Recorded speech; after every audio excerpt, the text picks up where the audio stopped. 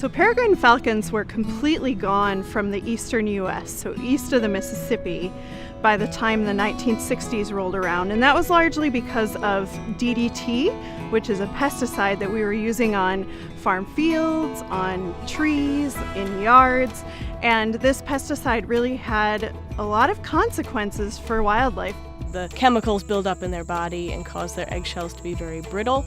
And so when the birds would sit on the nests to try and incubate the eggs, they basically crush them. And so we saw quite a decline in a lot of different birds from this chemical use. And so we do banding on the peregrine falcons to kind of keep track of their populations.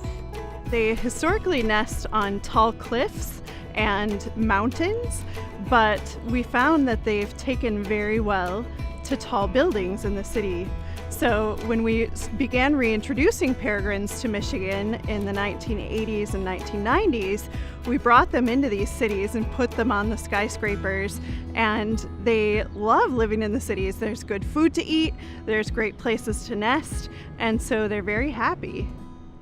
So we were invited out today by the DNR to help to monitor the health of the peregrine falcons.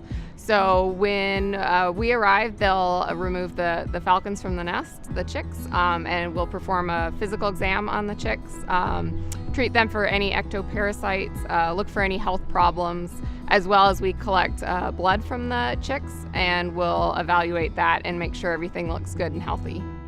We monitor them because they're now delisted, but they were federally endangered. So we need to monitor them to make sure that their population is coming back. And it seems like we are gaining new nesting pairs every year in Michigan, particularly.